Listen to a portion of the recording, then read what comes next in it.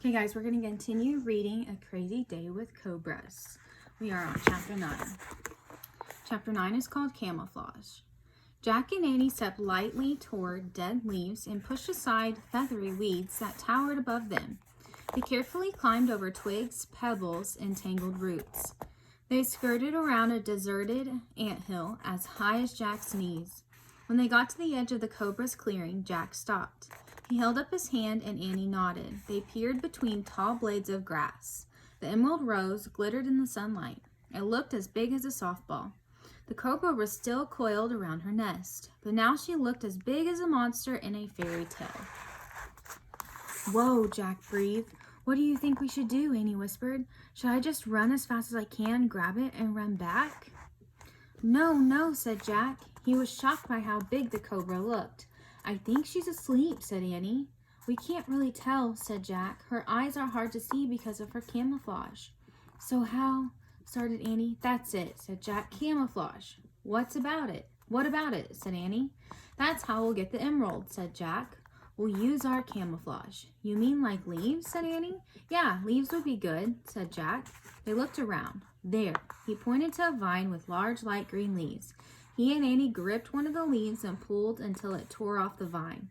Annie held it in front of her like a shield. "How's this?" she said.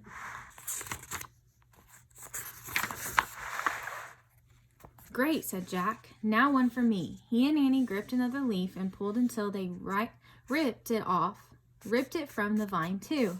"Poke holes in them so we can see," said Annie. "Good idea," said Jack. They poked holes in their leaves and then held them up, covering their faces.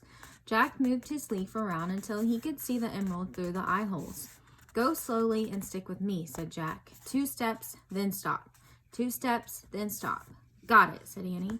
Holding their leaves in front of them, Jack and Annie carefully stepped into the clearing. They took 2 steps toward the emerald, then stopped. 2 steps, then stopped. The cobra didn't move. Jack desperately hoped she was asleep. He and Annie took 2 more steps, then stopped. The emerald glittered in the hot sunlight. They took 2 more steps, then Annie gasped. The cobra was lifting her body above her nest. Her head was broad and flat. She swayed back and forth, looked around with staring eyes. Jack and Annie froze. Then slowly the cobra lowered her head. Jack let out his breath. Their camouflage had worked. He motioned to Annie, and they both took another 2 steps and stopped. Jack was only a step away from the jewel now. Holding up his leaf camouflage with one hand, he leaned over and scooped up the emerald. It felt as heavy as a big rock. Holding the leaf with one hand, Jack used his other hand to shove the emerald into his bag. With Annie behind him, he stepped backward. 2 steps, then stopped. Jack kept his eyes on the cobra, coiled around her nest. He and Annie kept backing up. Suddenly a sound came from behind them. A strange hissing, growling sound. A chill went through Jack. He turned around. A monster-sized cobra towered over them. "The dad!" yelled Annie.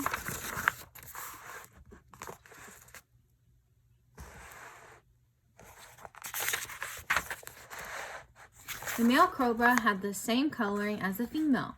His hood was spread out as he raised himself high above the grass.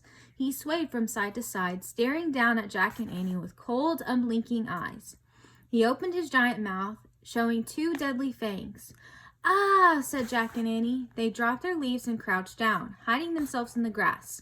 "Go, go!" sputtered Jack. They took off, scrambling through the undergrowth of the forest. Jack led the way as they both half crawled, half ran over the dirt and through the grass. Jack lost his slippers and ripped his coat. Like a mouse, he clambered over sticks, twigs, nuts, seeds, bark, feathers, mosses, and mushrooms. All kinds of ants and beetles scuttled out of the way.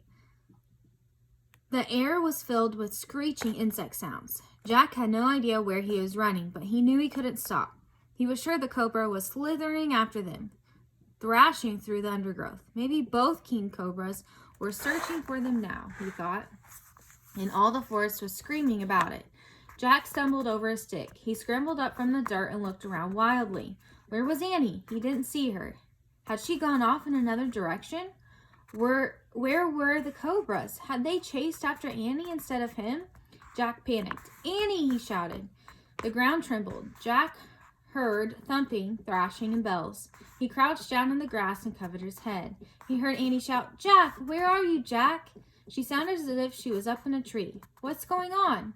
Jack looked up. Suddenly, a gigantic snake dropped down in front of him. "Ah!" yelled Jack. "Yay!" Annie yelled from overhead. The snake didn't have the olive-brown skin of a cobra. It was gray and wrinkled. It wasn't a snake at all. It was the trunk of an elephant. Before Jack could think, the tip of the elephant's trunk curled around him, clutching him like a banana. Morning Breeze lifted Jack up in the air. Jack clung to his bag so he wouldn't lose the emerald again. The trunk curled back, and Jack could see the sky rolling above him. The elephant uncoiled her trunk and let go of Jack. He plopped down into the straw carriage. Annie was already there. "Morning Breeze," Annie cried. "She came back for us." Jack was so small he couldn't see over the sides of the carriage. He tried to stand up to look for the cobras. But just then, Morning Breeze bellowed and bolted through the forest. Jack lost his balance and fell backward. Jack and Annie both laughed as they bounced around in the basket on the back of the elephant. They were safe from the cobras. They had their emerald rose, and Morning Breeze had risked her life to save them. Shwist! Chapter 10 is called Caught in the Wild. Instantly, the straw carriage felt small and cramped. Jack and Annie sat up and looked at each other. "We're big again," said Annie. "Yeah," said Jack, dazed. "Where's the emerald?" said Annie. Jack opened his bag. The jewel looked tiny again, but it was there. "No problem, I have it," he said. "It was kind of fun being so little, wasn't it?" said Annie. "Yeah, until we nearly got killed by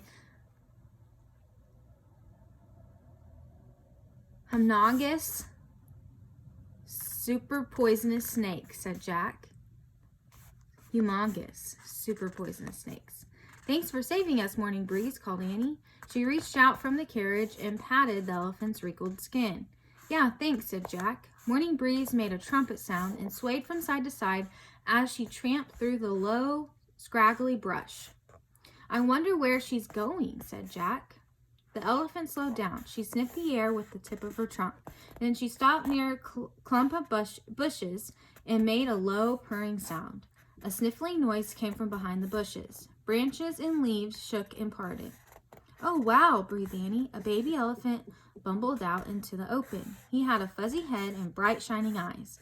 Morning Breeze lowered herself onto her knees. She stretched out her trunk and stroked her baby. The little elephant nuzzled against her. "So that's why Morning Breeze had to escape the fort," said Annie. "When they captured her in the wild, they took her away from her baby. She was desperate to get him back."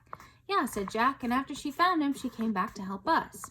Annie climbed out of the straw carriage and carefully slid down off the elephant's back. Jack followed her. Annie patted the elephant's back. "I guess you'll be staying here now that you found your baby." Jack rubbed his head over Morning Breeze's skin. Her huge, wrinkled body smelled of grass and heat and trees. The elephant actually looked as if she were smiling. "I don't think you need to wear this stuff anymore," said Annie. She reached up and lifted the rope of silver bells off the elephant's neck. The bells jangled as Annie dropped them into the grass. "Or this," said Jack. He took the fringed cloth off the elephant's head. "And especially this," said Annie. Together she and Jack unbuckled the strap that held the straw carriage in place on Morning Breeze's back. They pulled the carriage off and set it in the grass. "Doesn't that feel better?" said Jack. Morning Breeze stared at Jack and Annie. Her eyes were bright and clear. She trumpeted and rose to her full height. "Before you go, can we pet your baby?" asked Annie. The large elephant didn't seem to mind as Annie reached out and stroked the baby elephant. "Whoa," Annie breathed. "Pet him, Jack." Jack rubbed his hand slowly over the baby's head. The elephant's fuzzy hair felt coarse and tickly. Jack laughed. "Enjoy being home in the wild again," Annie said to Morning Breeze. "Jack and I have to go back to our home now."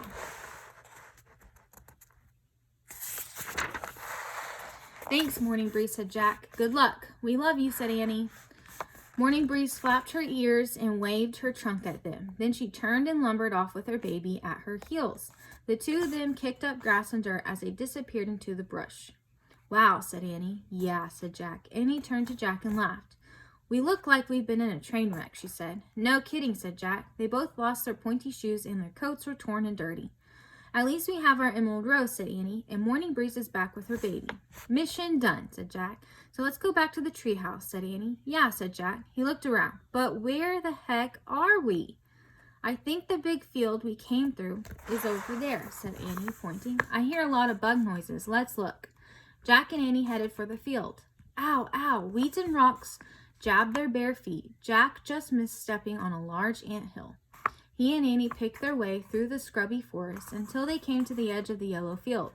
The sounds of buzzing and chirping filled the air. Tall grasses rustled in the dry, hot wind. That's it, said Jack. So to get back to the treehouse, we cross the field, then go on the dirt path, then head back through the bazaar and down the road to the Red Fort. Got it? Got it, said Annie. I just hope we don't get eaten alive by bugs, said Jack, or get heat stroke, or get clobbered by those angry guides in the bazaar, or...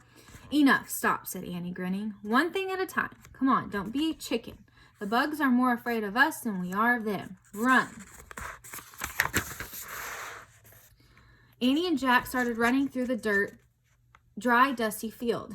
Their torn silk coats billowed behind them. Jack could feel grasshoppers and all sorts of buzzy and jumpy things bashing against him, but nothing really hurt. His feet crushed the dry, tough grass until he and Annie finally reached the dirt path. Yes, we made it, said Annie, out of breath. Oh, look. Jack was burning up. He felt dizzy. Woo-wee. Look, Annie said again. She grabbed Jack and pointed to a farmer hauling hay. The farmer was talking to an imperial guard in a horse-drawn carriage. It was the same guard who had escorted them to the Great Mogul's balcony. The farmer pointed back at Jack and Annie. The guard turned and saw them. Oh, no. He must be searching for us, said Jack. Hide. But it was too late. The guard had jumped out of the carriage. He was striding toward the edge of the field. Stop, ambassadors from Frog Creek, he called. Jack held his breath as he and Annie waited for the guard. The guard looked about as he approached them. Where's the elephant, he asked. She threw us off, said Annie. Yeah, and then she ran that way, said Jack. He pointed to the right, while Annie pointed to the left. But the guard didn't seem to care about the elephant, nor did he seem to care about their bare feet and torn clothes. You must come with me, he said gruffly. Why? Asked Jack. The guard wrapped his hand around the hilt of his sword. Because if you do not, you will be put in jail for the rest of your lives, he said. Oh, said Jack. Good reason. All right, now we're on chapter 11.